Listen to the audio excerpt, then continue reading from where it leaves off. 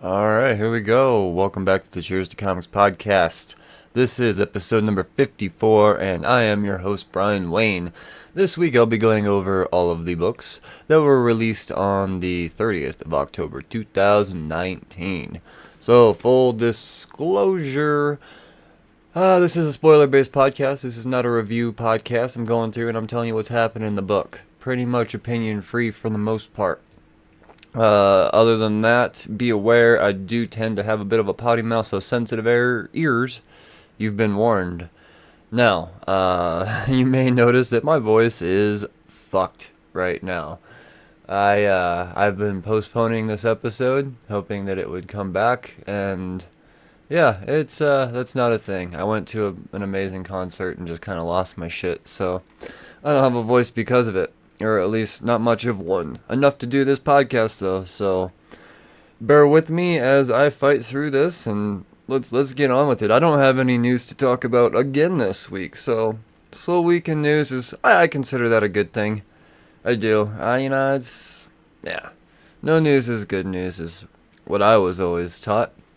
So let's get on with these overviews. We've got a couple of indies I'm going to talk about this week. The first one being a number one. That's going to be Monster Planet #1 from Joe Bruscia, Marcelo Mueller, and Max Flan Arujo. And I picked up the C cover by, was it John Rogel and Jagdesh Kumar with Sebastian Chung. So, Cheng, my bad. This is a badass cover. It's, yeah, it's I don't know. There's a bunch of covers that came out with this, and they were all pretty amazing in their own way.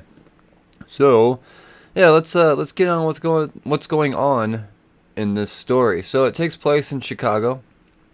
I want to probably say the future, way in the future, and we're Chicago is plagued by this virus, and this virus affects all of life. And essentially, this virus kind of turns. It's not a zombie virus as much as it is a monster virus, kinda, or but this is a world where monsters also exist too, so not exactly sure what's going on here, but they don't explain all of that in the first issue, which actually I found to be pretty cool.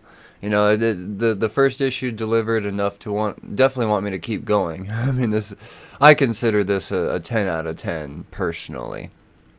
But regardless, I mean, like I said, they don't give you everything, but they give you enough interesting moments, and the biggest draw for me is making me laugh. If you can make me laugh in a book, especially a #1, you have my interest. And there's a moment in here. Well, let's just get back to the beef of this story. It seems our main character is Sergeant Blaine Spencer, and she's this badass bitch leading this fire team. And this fire team, they do go through and they drop names for everyone, but I think there's 5 or 6 members of this team, so I don't want to overload you to begin with. And with all of these names, but all of these team members, it's almost kind of like a Suicide Squad-esque type of thing. They all have their own niches, if you will, but they're not all criminals. Some of them might have darker morals, but not necessarily criminal, if that makes sense. So it just kind of feels a little Suicide Squad-y to me in just a slight way. That's all.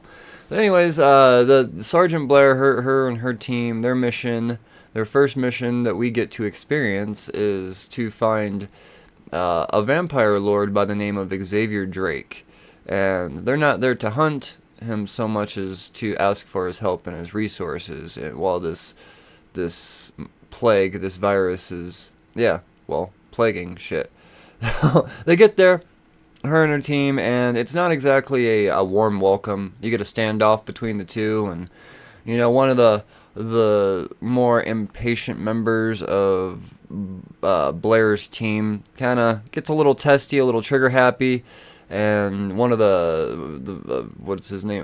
Xavier Drake's monster army motherfuckers. He's a giant werewolf. And the part that got me to laugh, got me to giggle, was when this werewolf jumps on this big alpha male, I could fuck anybody up, Dwayne The Rock Johnson ass type of character. He pisses himself. And just pure fear as this giant werewolf beast just towers over him in a very threatening manner. But then Blair steps in and says, look, we gotta come together here. Let's give me a chance to explain. We got this shit. And as it looks like Xavier, she has his ear. He's okay. I'll listen. What you got? What we see in the distance on the final pages are these reptilian monster-looking motherfuckers creeping their way into the house as everyone is downstairs, meeting and talking and hearing out Blair. So that right, I dug this first issue quite a bit. It had everything. It really did. It had action. Had, like I said, I had the giggles, and yeah, I think these guys did a great job. Was it Joe Brusha, Marcelo Mueller, and Max Flan Arujo? So yes, from Xenoscope, that was Monster Planet number 1. Next up, we've got Mighty Morphin Power Rangers number 44. So, there's not a whole lot to really explain in this. So normally something, when there's so little to talk about, would go and, I would throw this in the honorable mentions. But the thing is the one thing there is to mention in here is a bit of a doozy. So I decided I'm gonna see. Yeah, I'm gonna try to do Power Rangers right on this one, because this one it's a really important issue, I would imagine. So Ryan Perrott, Danielle Di Nicolo, and Walter Biamonte, and I got all the covers for this one, which the first one, that cover A by Jamal Campbell. We'll talk about the other ones later in another segment.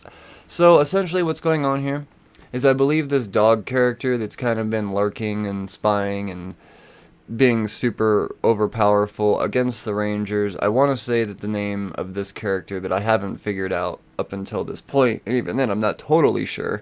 So if I'm wrong, tweet me. Let me know what the fuck this goddamn Anubis-looking motherfucker's name is. But I believe it's Dane. So the Rangers are in the midst of fighting Dane, but it's not enough. And then boom, we have these crazy Megazords. They come down and actually take out Dane with not a whole lot of effort.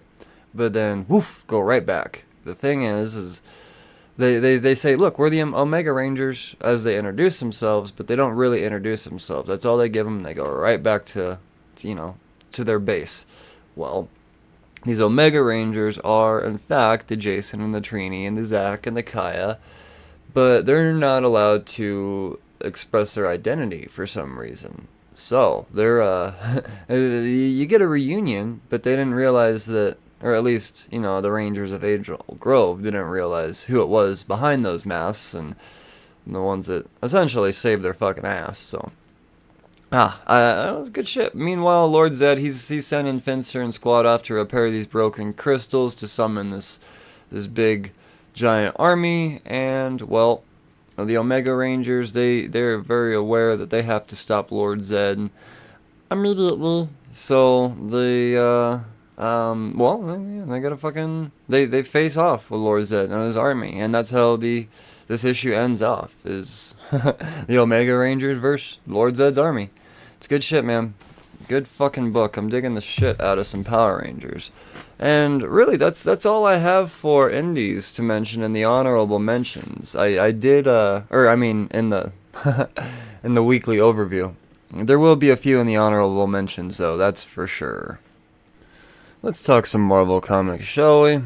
We're going to start with Silver Surfer Black, number 5. Donny Cates, Tradmore, Dave Stewart. The cover by Tradmore and Felipe Sobriero. Now, this book is, it's finished as the 5-part series is concluded, and, man, it was good stuff. I think it all wrapped up pretty brilliantly. Once again, there's not a whole lot to say about it, because this book has been more visual than anything. And fuck, is it beautiful to look at. So essentially what's going on here is Noel is arriving to Ego, and Surfer knows that, it's time to face off against Noel, despite the fact that the Black is consuming him almost to completion. Well, as Noel is arriving, Silver Surfer tells Ego, you gotta get the fuck out of here. And Ego has no problem with that. Bye-bye. I don't want to be around for none of this. So, now, you get your standoff. Your face-to-face, your fight against Null, the god of symbiotes, and Silver Surfer. Well, Surfer, he uses his board as a sword, and that's, you get a whole lot of... Like I said, it's a visual book. You're gonna have to really read it for yourself.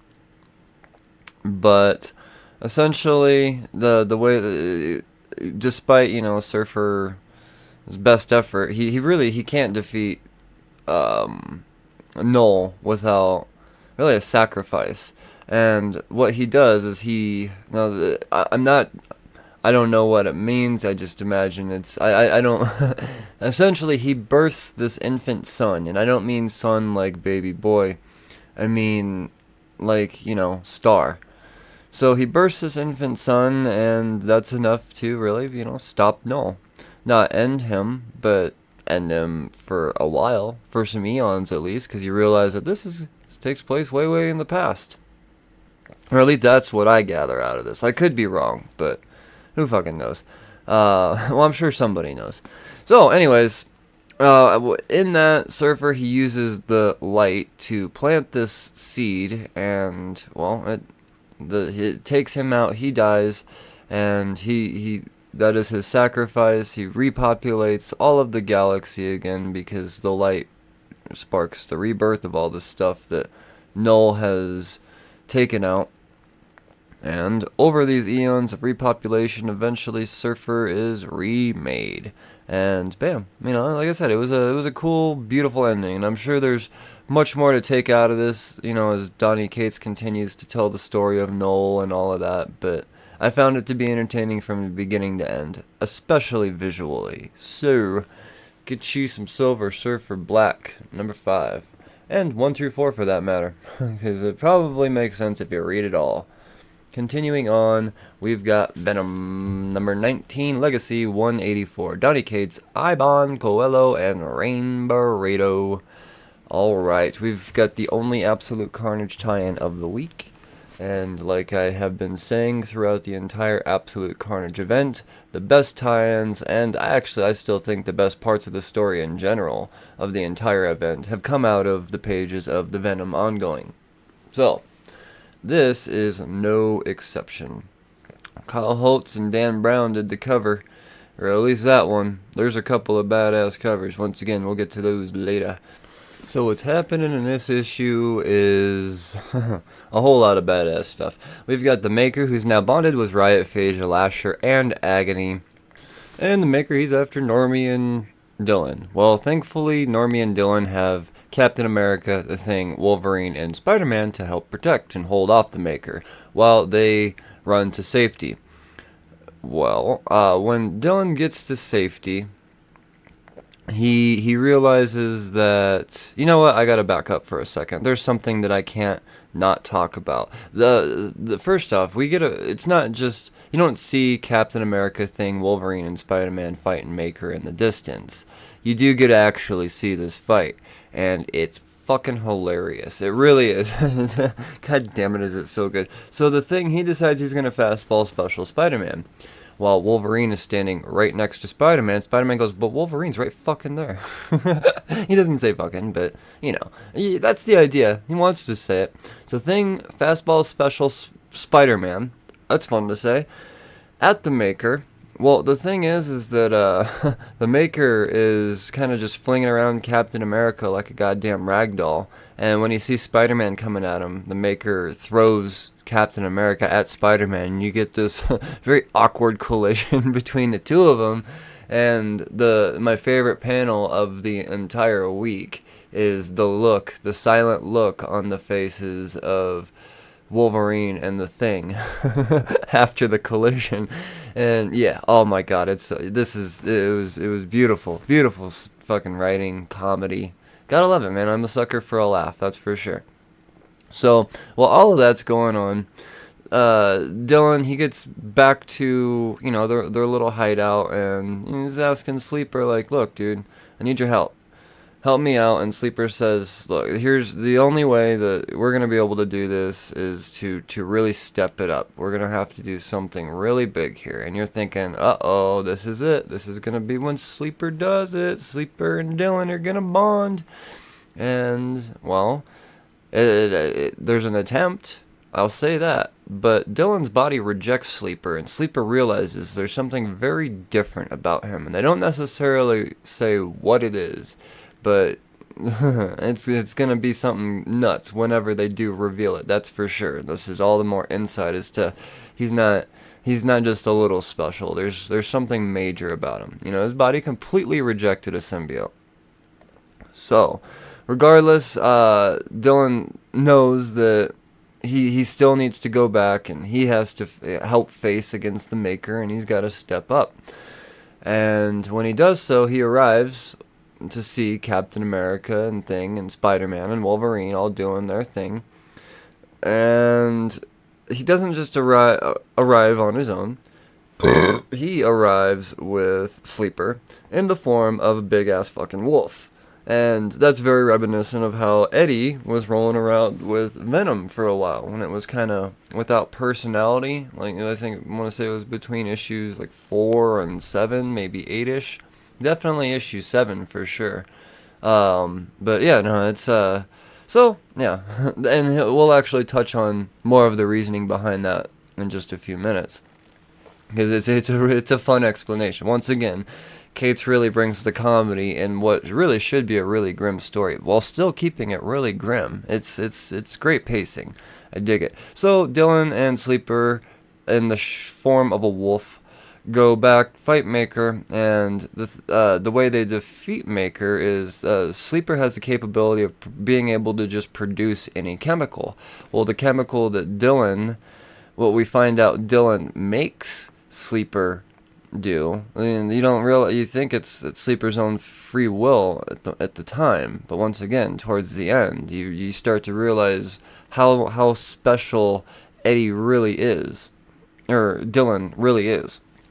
So, as Sleeper drenches Maker with napalm, we get the arrival of the one and only, the badass, we get Hawkeye. And Hawkeye, along with his aluminum-tipped arrow, hits Maker, and then boom, napalm goes off, and bye-bye Maker. So, fucking, how cool. Goddamn. Leave it to Donny Cates to make Hawkeye a fun. Oh, you get 3 panels, and you you have to pretty much, yeah. I don't know. It was just beautiful. It was beautiful, fucking beautiful. Can you sense my excitement? I wonder if this book's gonna make it into the top acknowledgements. Anyways, so we go back. Flash forward a few minutes, we're back at the lair again, and everybody's going through the machine. Normie's going into the machine. Codex is distracted. All is well. And then we get another conversation between Sleeper and Dylan, and, you know, that's when you realize that it was Sleeper that was being manipulated by Dylan. And, you know, Sleeper's very confused by this. And then he does ask, he's like, hey, why'd you go in the form of a dog? And Dylan's like, you're right. I'm not even really a dog person, you know. I just saw my brother and his do it, and I figured, you know, it'd be kind of cool to show up with a wolf. And Sleeper's like, you know what? Watch this. And he kind of like reforms, and bam, he's form of a cat. Kind of like a bobcat type of situation. Ah, dude, it's so fucking cool, man. But yeah, it leaves off on that note. So, well, somewhat. This is an amazing title. It's probably, I mean, it's definitely top 2. I go back and forth between Venom and Daredevil now being Marvel's best ongoing series now that Punisher's over. But oof. Get you some Venom, for sure. I highly recommend it. And even if you haven't necessarily been following the story, there's enough in here to keep you entertained. It's just a one-shot, just based off all the comedy and all of it. It's amazing. But I gotta move on. I've spent way too much time on this book. Let's move it to Superior Spider-Man, number 12, Legacy 45, Christos Gage, Mike Hawthorne, and Wade Von Grawbadger. Good Lord, Brian. Can't talk. covered by Hawthorne and Morey. Alright, so we know that Elliot has made the ultimate sacrifice in order to save this boy. He has to become ruthless enough to be able to kill 3 innocent people in front of 6-armed Norman. And the only way he could do that is to go back to being Dr. Octopus. And the stipulation was that he could never go back to being good again. Once he goes back to Dr. Octopus, he is Dr. Octopus. That is what happened in the 11th issue. And my initial thoughts were, well, they're either going to end it at 12, or they're going to make all of this, they're just going to reverse it, and it's not going to be nearly as climactic. Well, spoilers, it ended beautifully, and let me just tell you how it all ended. We get the arrival of Dr. Octopus at Norman's place of meeting. Norman has, what's the, I don't know the kid's name, I forget, it's not really important. It's probably Billy or something. I'm just going to call him Billy. So he has Billy, and, well, Norman says, look, dude, Dr. Octopus, when the person who shows up is kind of this derelict, and Norman tells him the next 2 are going to have to be some real motherfuckers. So we've got this hooded derelict that walks in, and one thing I guess I did forget to mention is it's not necessarily Dr. Octopus showing up in Dr. Octopus form. Norman doesn't know that he's back to Dr. Octopus. He still thinks that he's Elliot. So we see Elliot arrive, actually, with this hooded derelict type of thing, this first sacrifice that he's going to publicly kill. And as Norman's saying, okay, put on the suit, we got to make sure everybody sees that it's, Spider-Man that's doing this, and yeah. Well, as the hood comes off of this quote-unquote sacrifice, you realize that it's actually, bam, that's Dr. Octopus right there. Well, how is that Normie, or how is that Elliot, and all this? Well, Dr. Octopus was controlling this Elliot-looking figure with his science, and yeah. So, there's no one to sacrifice. Well, that kind of pisses off Norman, especially when he sees that that's Dr. Motherfucking Octopus, and he's trying to prove that he still cares about this kid, and, he wants to prove it by just throwing him out the window and watching Dr. Octopus react. He thinks it would be hilarious to see Dr. Octopus do something good. Well, that's not what happens. He just lets him fucking fall. And then bam, you get yourself a fight. But it's not much of a fight because it's Doc Ock, and he's ready to break bones. And that's exactly what he does to subdue Norman. But he doesn't just, give him a good old-fashioned bear hug. He meticulously breaks Norman's bones with this exact precision to make sure that the recovery is going to be the most extensive and excruciating. And whew, it's dark, man. It really is fucking dark. And you're starting to realize, oh shit, this is Doc Ock, man. This is not a ruse. This is the real shit, the real bad motherfucker. Well, what we do realize in the end is that the air quotes Billy, he was saved by Doc Ock's little flying arms that he has all over the place, and I don't know, there's still a lot more going on down below, that's for sure. But the fact is, the kid's saved, and yeah, well, now Anna and what's her name, Emma, they're kind of talking about it and like, well, that was fucked up, and what are we gonna do about this now? Emma is not sure how she feels about being this guy's Doc Ock's assistant anymore, and Anna, she still wants to bone. So yeah, Jesus Prime. Well, we get that confrontation and that explanation between the three of them. And Otto's trying to be convinced that he's still good and all this other stuff, but he doesn't have it. And he says, you know what? I'm sorry. This can't be with any of you. I'm a badass, and there's nothing I could do about it. This is what it is. And he storms out, and then at the end I'm sitting thinking, okay, well, these last couple pages is either gonna make all of this a beautiful ending, or it's going to mean nothing. Turns out, all of this 12 issue series was leading up to the reincarnation, the revitalization, the rebirth of Dr. Otto Octavius, because he does in fact attend the funeral of Elliot, and yeah, that's it. He walks out into the sunset with the Spider-Man costume in the trash in the foreground. It's, once again, a beautiful story. Christos Gage, Mike Hawthorne, and Wade Bon Grawbadger have brought 12 issues of brilliance. I want to say for these last 12 issues, as long as there's a Spider-Man, I mean, there's plenty of Spider-Man to read. I could see, you know, yeah, but I will say that this is my most suggested Spider-Man title of the year. It really is. It's 12 issues of just it's beautiful. Oh man, I'm rambling. Read Superior Spider-Man. Do it in trade if you have to, but make sure you do it. Let's carry on. Alright, more Spider-Man though. We got Friendly Neighborhood Spider-Man number 13, Legacy number 37, Tom Taylor, Ken Lashley on this one with Rachel Rosenberg coloring. What a fucking art team. And covered by Andrew C. Robinson. So, man, this is, well, as long as this goes now, I can honestly say that this is the best ongoing Spider-Man title now that Superior Spider-Man's over. So we got Spider-Man with the Fantastic Four, and they have to take out Hale Carrick down at Under York. Well, that's, we've got Tess and Lalani. They're the ones that, you know, they're the spawn. I think it's Lalani that's the daughter of Hale Carrick, and Hale Carrick's the guy that's really been responsible for all the bad shit that's been happening in Friendly Neighborhood Spider-Man for the majority of this run, to be honest.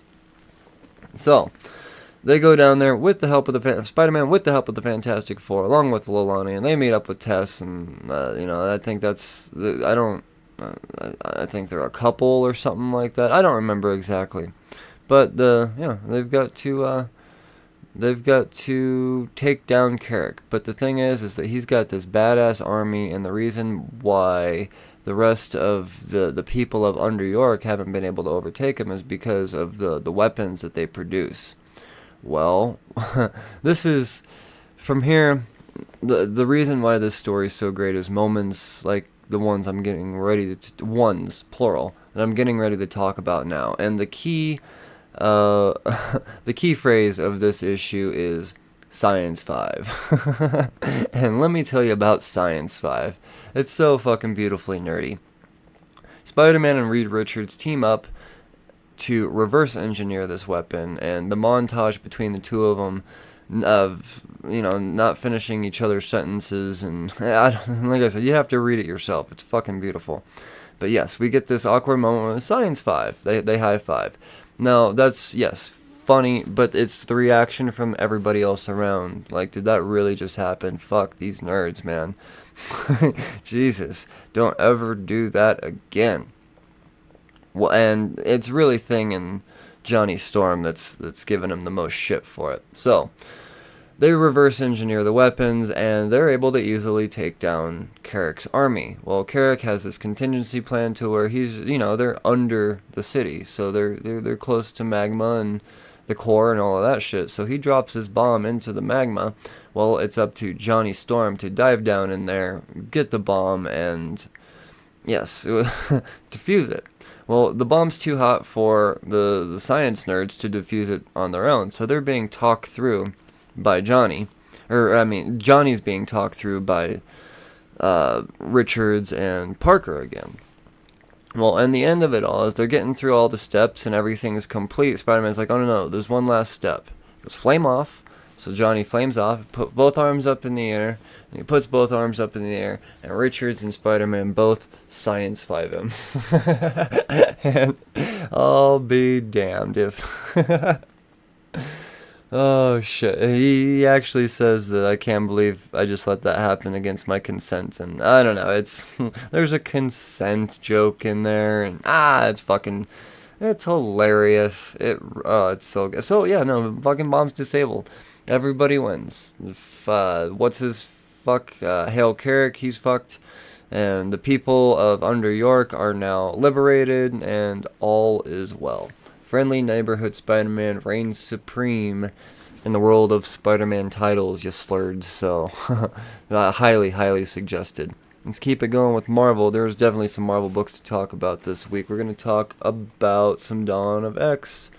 Excalibur, #1. Teeny Howard, Marcus Toe, and Eric Arcienega. Cover by Mahmoud Asrar. Sorry, I can never say the name right. My bad.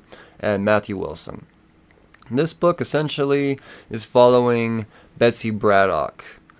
That's really who I feel like at least this issue is focused on. Obviously, yes, they're introducing, setting up what this team's going to be, but Betsy, or Psylocke as she will formerly be known as we will come to find out in this issue, is the main focus. So Betsy, she goes to Krakoa, meets up with Apocalypse.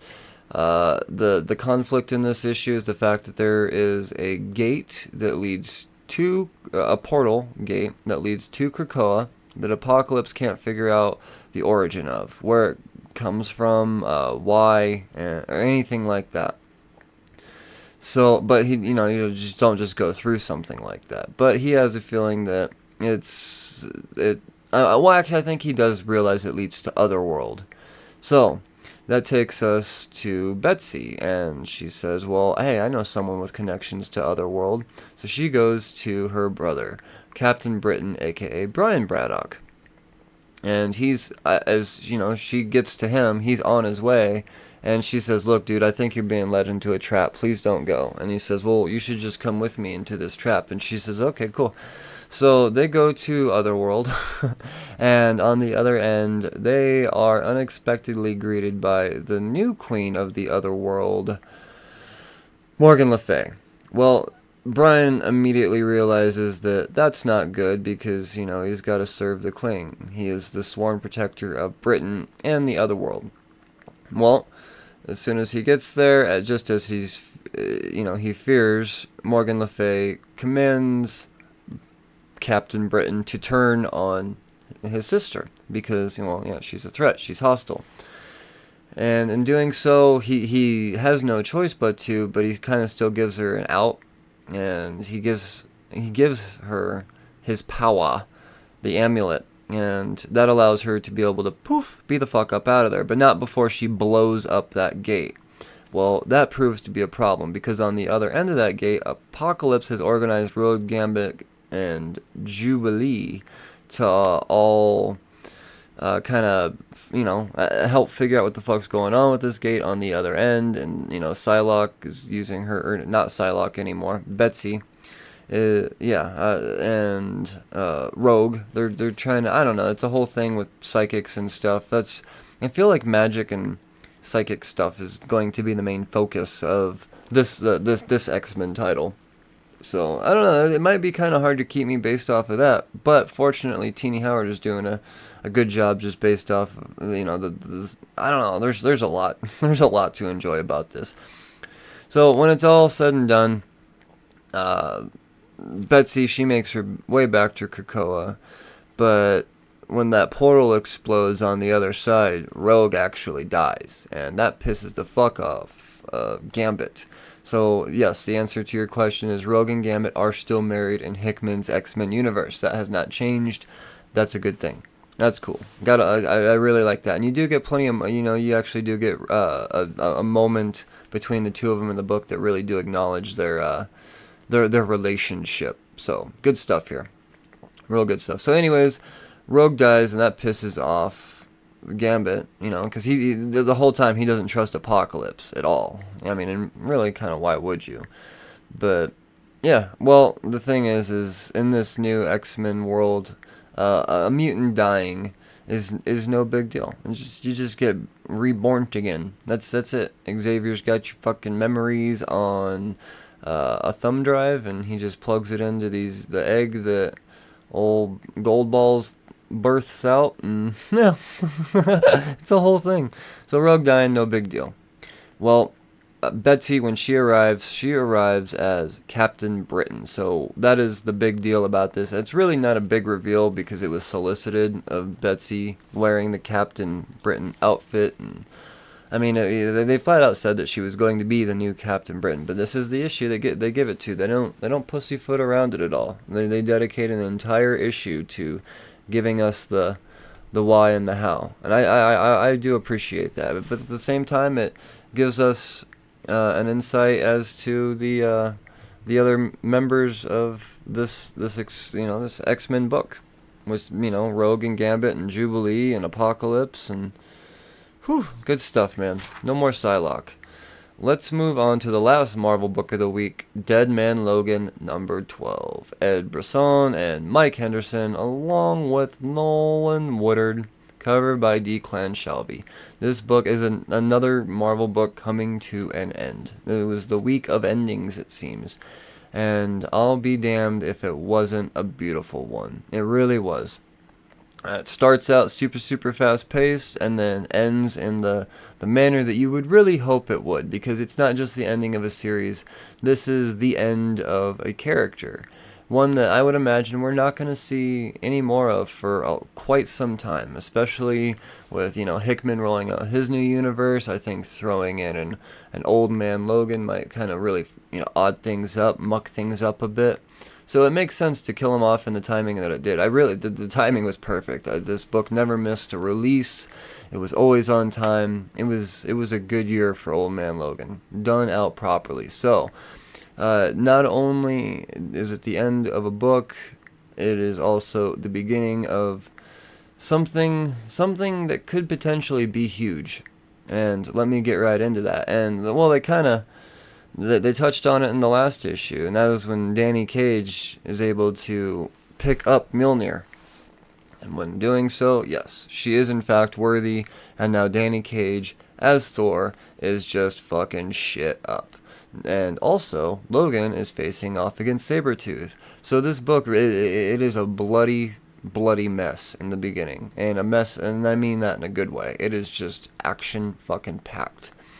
Well, Logan, he does end up killing Sabretooth brutally, but now he is in fact realizing that he's not healing anymore. He is dying. This is it. These last wounds that he received are fatal. He's gonna die. Well, before he can send off properly, he's got someplace to go. But unfortunately, he is interrupted by Mr. Sinister himself. Now, well, oh man, he doesn't last long in this book. He shows up all wheelchaired and old and decrepit, and Danny, she realizes that Logan's got shit to do.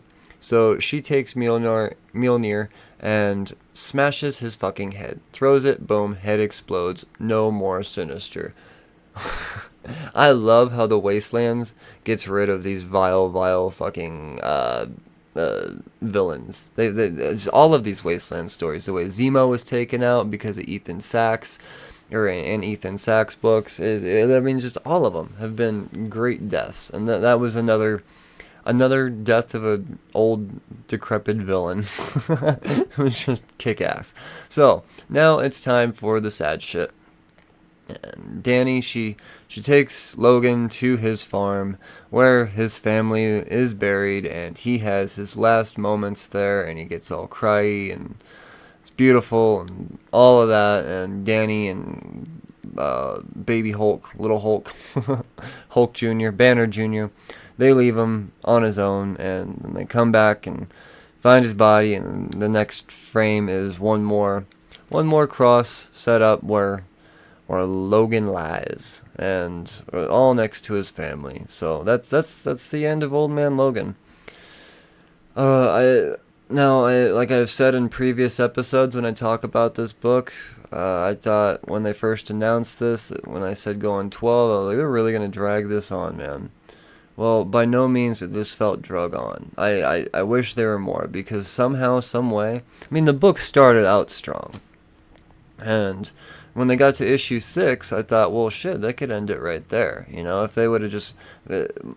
I feel like a lot of writers would have just, on that issue 6, added 4 more pages and wrapped up what we just read in these last 4 pages of this one. But instead, we got to see Logan go back home and live his last few moments there while he seeks out the closure with his dead family and all that other stuff. And in the meantime, we've got, if it wasn't for him, we wouldn't have a new Thor. So in this new far, far future of the Wastelands, yes, there is a new Thor and potentially a new Avengers of the Wastelands. If you want to consider Hulk in there, you got 2 of them. I don't know if you can consider them Avengers. If there's only 2, it's more like a duo. But still, it's beautiful, beautiful book. Read Dead Man Logan. Let's move on to DC. DC Comics. I've just got a couple to talk about in the overviews. There's definitely a bunch in the honorable mentions, because this week was a big week of Black Label. And by putting in a bunch of Black Label oversized 40, 60 page books in the overviews, that just draws out a podcast. And yeah, it also seems like if it's something that I really, really want to talk about, these series seem to be no more than a few issues, so maybe they'll get their own trade negotiations. Either way, just a couple to talk about, and let's start out with Basketful of Heads. Joe Hill, Leah Max, and Dave Stewart. So this is the beginning of Hill House Comics. DC is launching this all horror line of comics to go along with their Black Label stuff and the Young Animal stuff. So yeah, they have all these lines that they have, and now Hill House Comics is a part of that universe. All horror, baby. And Joe Hill, being from my understanding, the son of Stephen King, probably knows a little bit about, scary. Sure. Let's get on with it. This book follows 2 main characters by the name of Liam and June. They're this couple. And yeah, Liam, he's a cop in this small town that's looks like, I feel like he's getting ready to move on, not be a cop anymore. Something. I don't know. But it's in this small town. Not a whole lot happens, but when it does, it's kind of... It's a little nauseating for him. Well, this is one of them nights. So he's responding to the fact that these 4 prisoners have escaped. They're on this work crew, out on the highway, in chain gang type of situation. 4 of them took off. Well, not the nicest of dudes. So there is a panic. Well, the Sheriff what's his face? Sheriff Wade. He says, "Look, Liam, you and your girlfriend, who's back, apparently she's been gone a while, she's in town for something. Y'all go have dinner with my wife, like we all planned. I'm not gonna make it home tonight. You just make sure she's cool while these psychopaths are out on the fucking loose." So, obviously you could tell that everybody's real friendly with each other. So they're having their dinner and they're all of that good stuff, and we're touching on, we go into this museum type of thing they have in their house, and it's not necessarily a museum as it is maybe a showroom, an heirloom room, if you will. And we get an axe, and they're touching. They just mention this axe. Definitely a foreshadowing type of situation occurring here. So, while all of that's going on, we realize that there's another big call that comes in, and this one, it's not just 4 prisoners escaping. There's a corpse involved.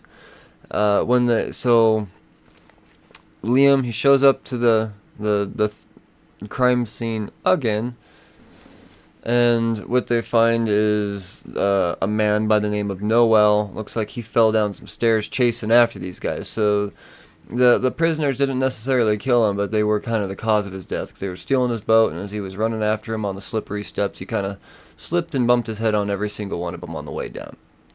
Once again, Sheriff says, "Go back, hang out with the wife, you and yours," and yeah. So when they get to the place, the wife, she, Roberta, Miss Roberta Clausen, the sheriff's wife, she's more than capable. She's the wife of a sheriff in a small town, and yeah, she knows what the fuck's up. So she hands Liam this gun because even as a cop, he doesn't even have a gun. Like, he has a billy club. That's the type of, yeah. There's not a whole lot that happens here. So, she says, look, I've got my own shit to do. I gotta go check on Noel's wife or some shit like that. You guys just hang out here at the house. I'll be back. You know how to use this thing, right? So, Liam and June, they're left in the house alone, and that is when they hear a bit of a noise. And they're actually separated in the house at this point. And yeah, well, the noise that they hear is in fact the prisoners breaking in. Now, why? That's definitely just a setup issue for sure. Why are they calling it Basketful of Heads?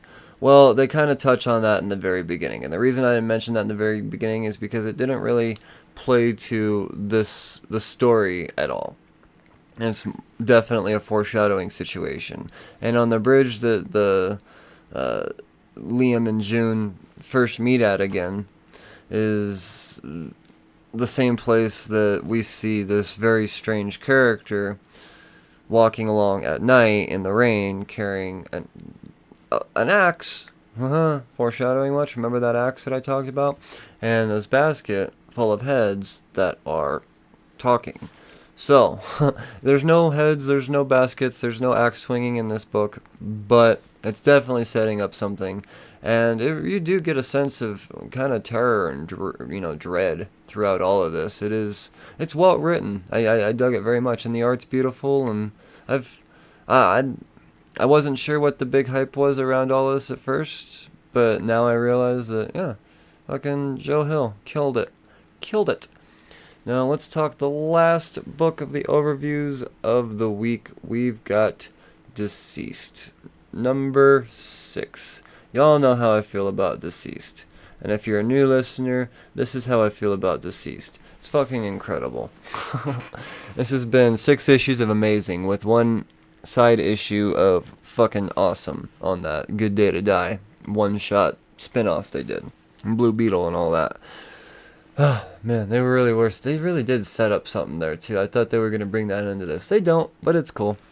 So they've got Tom Taylor, Trevor Harrison, Neil Edwards, and Stefano Guadiano, along with Rain Barreto on the artistic team. Man, the covers for this were all fucking incredible. I guess I didn't write down who did cover A, but yeah, well, my bad. So what's going on here is Superman is infected, and we all know that once Superman's infected, everybody's fucked. Well, the next most powerful person at this point that has any opportunity to take out Superman is going to be Wonder Woman, but she's not going to be able to do it on her own. She's going to need the help of Athena's sword and some kryptonite. So she forges kryptonite into Athena's sword and goes after Superman. But where she fucks up is she doesn't go for the head. She slices off Superman's arm, but he's got another arm to just put right through her. Now, Wonder Woman's infected. At this point, all's fucking lost. And that's really what's going on here. All is lost. The next most powerful person to have any opportunity to take out Superman is Dina, who is now a Green Lantern. So she calls upon the Green Lantern Corps as Superboy is forced to be the next most powerful thing to stop not his dad, Superman. It's fucking gloomy throughout all. There's not a shred of hope in this at all. There's really not. So the entire Green Lantern Corps of that sector arrives, and they just think, well, it'd look pretty bad if we allowed an entire world to get wiped out like this, so we're here to help.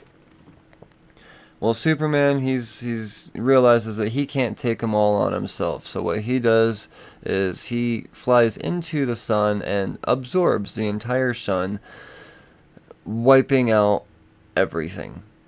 Everything. The world freezes over. So the Green Lantern Corps, as this is happening, they're rescuing survivors, or anyone that's still alive at this point, to get them out of the blast radius of all of this. So yeah, it's and that's it. The world fucking freezes over. You know, we got the Green Lantern Corps saved a few people. You know, the few people they saved are Damian Wayne, who's now Batman, and Superboy, and Alfred, and Hawk Girl. There's a handful of heroes involved. You know, and obviously there's more people that are saved. But as far as the heroes, that's what they focus on. And fuck, 6 issues of absolute amazingness. I really wish I had my normal energy level here. That concert kicked my ass and it's probably a good thing because now that I think about it, because if I did have my normal energy level, I would be going on and on and on and on and on about this fucking book because it's perfection. It really is. There's the description I gave is just, I mean, there's no way that it does justice to what you actually experience while you're witnessing turning the pages of this book, because it is fucking dreary, man. Oh, it's so good. And this is probably going to be my most recommended miniseries or trade when it comes out of the year. More than likely. More than likely. So that does it for the honorable mentions. That's yeah, I mean, not the honorable mentions, the the main weekly overview. Not a whole lot this week, but yeah, it's all good stuff. And as a matter of fact, I think we're lucky to have as much to talk about as we did for it being a fifth week. A lot of times fifth weeks are weak, or not weak, but light is what I mean to say. But with it being Halloween and all, the publishers had an excuse to really drop some bombs. At least the big two. You know, not a whole lot of indie books that I picked up personally, or that were actually released in general, but it is what it is. So let's move on to these honorable mentions that I've been speaking of. These are the books that don't quite make the overview, but that doesn't mean they lack in any type of quality in any way. There's usually, I just couldn't find the proper talking points, or maybe I didn't necessarily get around to reading it, but I still have intention to. So yeah, to maybe remind you again, if I don't know, any excuse I have to talk about comics, I guess. So let's talk about some of my indie honorable mentions. We've got Pink Lemonade #1. This is something I really wanted to talk about, and as I was going through it, I definitely see the target audience for it. But unfortunately, it wasn't for me. But I don't regret picking it up because I do have a feeling this is going to be a book that does take off, and I would imagine gain some momentum for sure, some popularity. It's it's cool, and it's really pretty too. I'm not gonna lie, the art's really cool. From Valiant, we got Bloodshot #2. But it's Bloodshot, man, and this is action packed. The people are hunting Bloodshot. Bloodshot fucks some shit up. He gets super crazy, and now he is. I don't remember this ever being something that he was able to do before, but that's changed form, and now that he has that going for him, when we see Bloodshot all fucked up, his form is all goofy, and I don't know, it's good stuff, man. Action packed though, from beginning to end, as I believe a Bloodshot comic should be. I don't think Bloodshot stories should be about depth and story as much as it is like an Expendables movie. That's I don't know. Fight Club 3 #10. So this is a series that I plan on reading in bulk. I'm gonna have to go through and reread the first 3 issues again, because I realized after reading the first 3 issues when this series initially launched that I'm gonna be just lost unless I read it all together. Why don't you just pick it up and trade, Brian? Well, I'll tell you why. I actually spoke with Chuck Palahniuk right just a few days after the initial release of this book, and he explained that the opening pages of all of the single issues contain something called it's the misinformation page, and apparently that's going to be vital in explaining how the story all works out in the end, somehow, some way. But I wasn't getting any relation to the misinformation page to the rest of the story through the first 3 issues. So I'm just lost. But it's Chuck Palahniuk, so that's to be expected for sure. But yeah, I like I said, I do plan on checking it out. I would like to turn this into a trade negotiation. We will. There's also something that occurs in all of these issues that you're not going to get out of the trade as well, and that there's a calendar page. in all of these. And this week, actually, the 2019 calendar launches, so it's going to be the recreation of, those pages just in an actual calendar. So, bam. Oh, I'm probably going to have a Fight Club 3 calendar on my wall for 2020. Rick and Morty ongoing number, what are we at now? Number 55. So, this is coming to an end at 60. Kyle Starks runs, he was on the podcast not too long ago. Go back a few episodes, check that out. It talks a little bit about Rick and Morty, but mostly about his new book, Old Head, which has officially funded and has been back to completion on Kickstarter. So, thank you all of my slurs that have, jumped on that campaign. I know a few of you have, and that's so awesome of you. So y'all be getting some autographed Kyle Starks Old Head 125-page masterpiece books in the mail real soon. But yes, Rick and Morty is the story this week. From IDW, we've got the Teenage Mutant Ninja Turtles number 99. This is a big oversized prestige format issue. I'm not reading the ongoing, but I've been picking it up since 96 because it seems to be the thing when there's a big milestone issue for me. And is when I know there's one approaching within a few months, I start reading because I feel like if they're gonna do a big milestone story, it's probably gonna be really good. Well, playing into that logic, I didn't actually read this story, but I own it. Actually, it was the whole Genico thing that sparked my interest. I missed issue 95, so I don't have the first Genica in turtle form. But yeah, I have been collecting the turtles because I don't know. I think it really is a staple in a lot of comic book collections for sure. How are you gonna be a fan of indie comics and not at least have turtles in your collection, right? I don't know. From Marvel, we've got Contagion number 5. So Contagion has come to an end. I'm gonna peep all 5 of these issues in binge format and see if I can get a trade negotiation out of them. See what happens. I know that I've got a lot of content that's booked here soon, so I might have to start doing some stuff that is patron exclusive because I don't want to overload the weekly release schedule. I'm already putting out 3 episodes a week. So, I don't know. We'll see. But yeah, Marvel Zombies Resurrection. This is a great example of an amazing, kick-ass, badass book that I read this week that didn't quite make the overviews. And that's only because I can explain it real quick.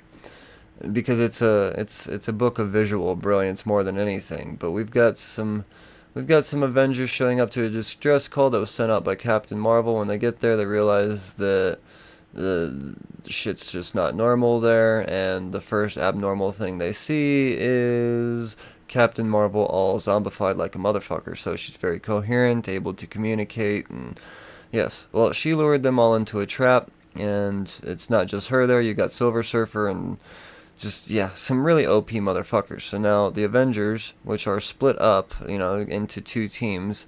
I think it's the Fantastic Four and Iron Man are on one side, and then Wolverine and Captain America and, I don't know, Spider-Man, I think, are on the other side, or something like that. I don't remember exactly. But, and Thor. Yeah, that was another one. The fact that no one makes it. It's fucking crazy. War Machine, he's back in the, he's watching from a distance to make sure nothing gets fucked up. Well, last thing you see is a bunch of Avengers all zombified coming for him. So it was an amazing book inside and out. I highly recommend Marvel Zombies Resurrection. Now that DCeased is over and has really set a standard for zombie type of comic books in Offset. I know that Marvel Zombies was the first one to do it. As a matter, Marvel Zombies coined the word zombies, but it's kind of a series that's been kind of talked down upon lately. But I know that if anybody that read this book, I don't see what you can have bad to say about it. It's just that fucking good. Carrying on. Red Goblin, Red Death, number 1. I loved this. As a matter of fact, the Red Goblin is what got me interested in reading Spider-Man comics. I went and I picked up, once again, milestone issue coming up, big arc, jump on it, Brian. Was it 795? Something like that, and then 798 I think was the first appearance of the Red Goblin, if I remember correctly. Got me a few copies of those. Unfortunately, a lot of those we found in the dollar bin now because they were so mass produced and nothing came about of the Red Goblin. Well, with Absolute Carnage coming about and Norman being possessed and essentially kind of being Carnage's right-hand man, if you will, he's very much well, not necessarily the Red Goblin, now that I think about it. Did I read this issue? Admittedly, no. But I do intend to. I don't know. I am interested, that's for sure. Conan the Barbarian, number 10, Jason Aaron. The only reason I didn't read this is because, admittedly, I hate using this as an excuse. It was a time constraint type of thing. There was just so much to read this week. There really was. And Conan is, as much as I'm really, really, really enjoying this title, I don't necessarily find it something that needs to have an overview every week. But as I look at this, this might actually be somewhat of a key issue somehow, some way. I don't know. I might have missed out by not talking about it. We'll see. But don't let me deter you from not reading it yourself. Jason Aaron has been killing. And Conan was a character that I really gave two flying fucking squirrel turds about until I picked up Jason Aaron's run, and I read anything that he does, anything and everything he does, and I'm always blown away. And Conan, changed my mind. So let's move on to some DC books. A whole lot of DC books because it was annuals and Black Label stuff and just big, thick books.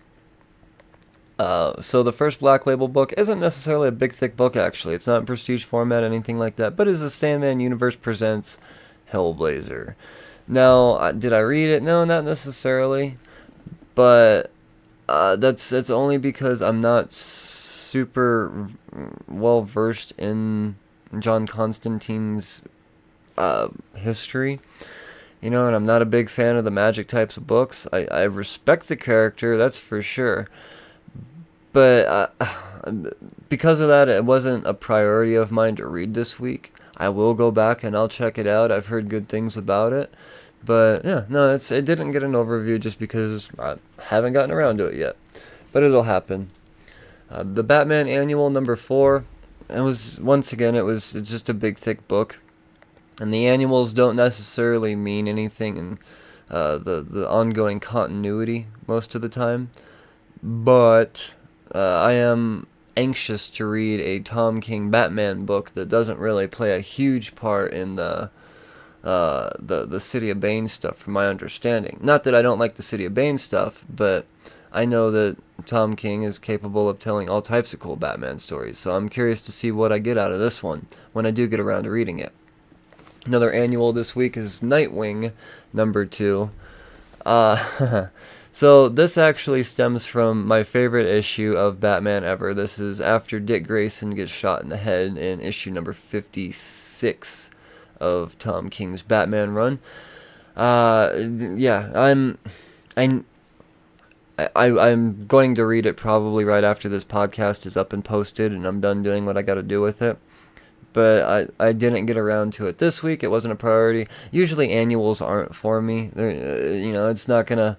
It's just going to be another insight, another looking at, if you will, poorly, of the Dick getting shot in the head, the end of Dick, the beginning of Rick. Tales from the Dark Multiverse, The Death of Superman. I wasn't going to be jumping on the Tales of the Dark Multiverse stuff until I saw the praises for Nightfall, and I was able to still grab a copy of Nightfall, and after I read Nightfall, I thought, holy fuck, this is pretty cool. And then at the last page, it said, next up, Death of Superman, and I thought, holy fuck. I'm not a Superman fan, but by far my favorite Superman thing, and maybe even DCeased story I've read, is The Death of Superman. Well, this one takes a fun turn as Lois Lane, After, she witnesses Superman dying, she's able to get the powers of Superman because someone's gonna be a Kryptonian.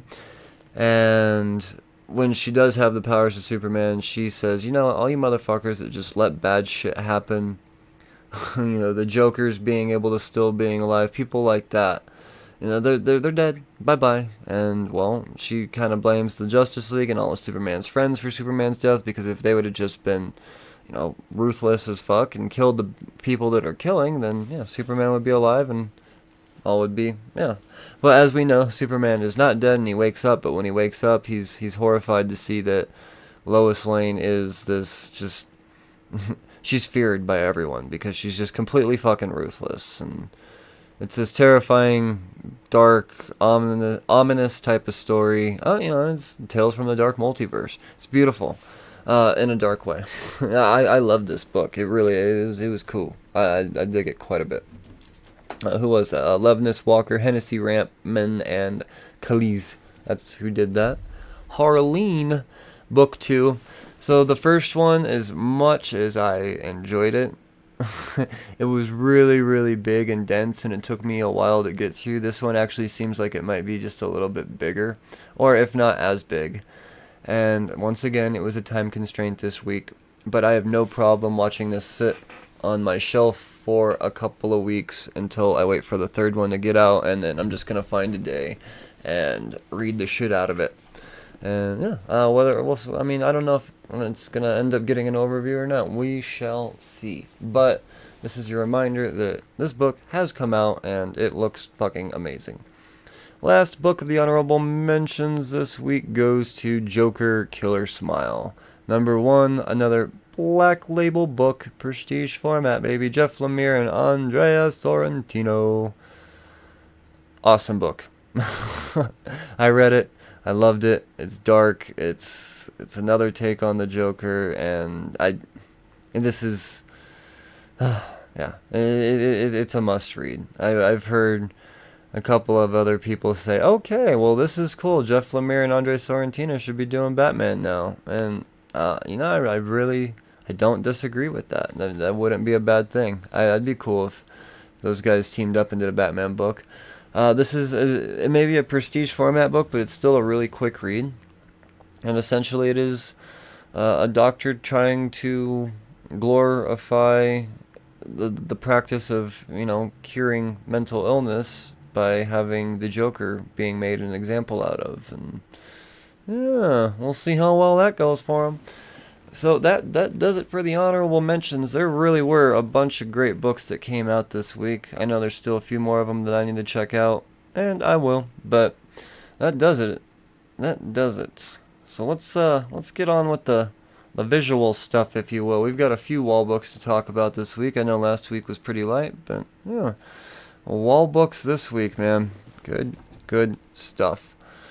Let's start out with Venom. The only Mary Jane variant that I bought into during the whole Mary Jane variant craze. And fuck is it good. I need to find this one and virginized. This baby needs to go on the wall. You got I'm never gonna be able to say the name right. Ji Young, something like that. I'm not sure, but whew. Fuck, is it beautiful. I'm just going to sit here and keep looking at it on the audio-based podcast. You're going to have to find it for yourself. It's amazing. DCeased has been not just amazing for its incredible and unique and fun story, but also its variant covers. There's been 2 different lines of variant covers throughout all of these. We've got your horror homage covers and your Francesco Mattina zombified profile covers. And this week, the profile cover goes to Darkseid himself. Fucking Francesco Mattina doing Darkseid is fantastic. Now, he's not necessarily zombified, but he was the cause for this whole anti-life equation virus. God damn, is that cover beautiful? It is going to look amazing on the Francesco Mattina wall. And last but not least, we've got another foil variant from Mighty Morphin Power Rangers. This week it's the Yellow Ranger. And yeah, no, it's just adding it to the wall book collection. Because, yeah, I've recently started another... I found another wall. And the Power Rangers have a hefty spot on it now because of these foil variants they've been releasing. So, yeah, that's it. That's what I got for wall books. Beautiful, beautiful stuff all around to look at. So let's get into the top acknowledgements of the week. This is, I used to call it my top picks, but this is more or less the stuff that I want to just give one more praise to before we end this little show. And I'm going to start out by praising the cover of the week. And as you probably guessed, if you know me at all, when Matina's name is involved, there's usually about a 98% chance that his name is going to be the most acknowledged cover artist, and that is definitely the statistic again this week. The DCeased cover is absolutely amazing, especially if you're a fan of the color pink or fuchsia or whatever that is. I don't know. It's, oh my god, it's so good. And then just the little hints of blue in his helmet, the silver on the white background. The Matina is, I'm not gonna lie, I wasn't a huge fan of his white background covers for a while, until he started doing the zombified profile ones for DCeased, and now I really, really, really appreciate it. Partially, I don't like the white backgrounds because I display my books and I don't want them to fade, but I've upgraded into Smilites, baby, so just a little bit more UV protection, and they're in a dark space now, so, yeah. Cover artist of the week, Francesco Matina. Cover, DCeased, number 6. As far as interiors of the week go, man, it seems like anytime this book is on the docket, it gets interiors, and that's Silver Surfer Black once again. Tradd Moore and Dave Stewart. It's just Jack Kirby would be so proud of how a Silver Surfer miniseries was just drawn. He really would, because it was so Kirby-esque as far as the psychedelicness and just far-fetched, just trippy, man. Just fucking trippy. It's beautiful. Beautiful, beautiful book. Honestly, I think that, not by no means do I want to take away from Donny Cates, but I think this book could be enjoyed not necessarily the same way, definitely in a different manner, but equally as much if you were to go into it with no dialogue at all. Just look at it. Flip through it. Whew, it's pretty. Now, as far as my most recommended story of the week, I went through some books. Definitely went through some books this week, and there was a lot of stuff that I would recommend to a lot of different people. Going down the list real quick, a lot of things that I considered, Superior Spider-Man, that ending was fucking awesome. I'm sad to see it go, but happy it ended in the way it did. The death of Superior Spider-Man is the rebirth of Doc Ock, and with that, who knows, man? Maybe Sinister Six again? Shit, that's... Doc Ock seems more badass than he's ever been, too. And then, Basketful of Heads, heavy fun start. Friendly Neighborhood Spider-Man was just full of fucking laughs. But when it came down to it, the book that had the most of everything was Venom number 19. It was a book of absolute perfection. The sleeper interaction, we learned so much. We learned so much in this book. Well, we learned that we're going to learn so much. Let me rephrase that. It's easily my most recommended book. And once again, I really think that if you went into this having no knowledge of any of the past issues or anything, if I were to just hand you this as your first comic and say, I bet you're a Venom fan, then yeah, and it doesn't even really have any Venom in it until the end. It's just Donny Cates, flexing his pen, man. It's beautiful. Beautiful book. So that ends episode 54 of the podcast, Lords. Thank you so much for tuning in. But I would like to remind you before you leave that you can support this podcast, and by doing so, well, and for one, it makes me really, really warm and fuzzy inside, and yeah, I like being shown that type of appreciation. But it's not just about me. You helping this podcast helps me help you deliver more content and more content delivered. This is more room for more people to have some sort of subject matter to grasp onto, and the more lines out there, the more chances of a bite, right? So, how do you support? Well, it's pretty easy. The first way I recommend is by becoming a Patreon. You go to patreon.com/cheers2comics, and you become a member of, I haven't decided what I'm going to call y'all yet, Slurred Army, Slurred Squad. Let me know.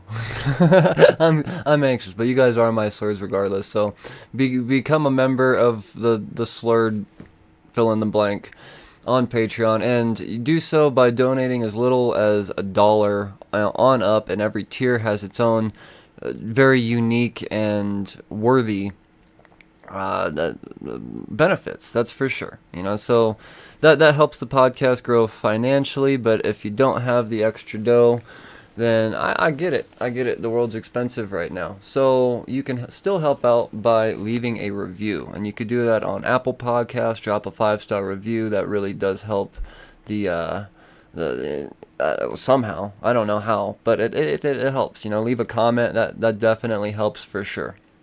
But you can also do that on Podchaser. Podchaser is this new thing that podchaser.com. Eventually there will be an app out there, I would imagine, but it is the IMDb/social media for podcasting. It gives you this feed of your podcasts and what your creators are following, the creators that you follow, and the stuff that they're involved in on the side. If they're doing crossover episodes, their name will come up on your feed, and you'll be able to. It's really fucking cool. But you can rate individual episodes, and there's lists that you could follow. Cheers to Comics podcast is on the alternate reality list on Podchaser, so make sure you follow that list. There's tons of different podcasts on there, so many. That's how you support. And yeah, it's highly, highly appreciated. So, Slurds, thank you again for tuning into the show. I really do appreciate y'all listening. I hope this has been at least a little insightful for you. Maybe you want to go out and pick up an extra book next Wednesday when you're at the comic book shop. So, make sure you continue to support your LCS. You Slurds, read responsibly. Cheers, fuckers.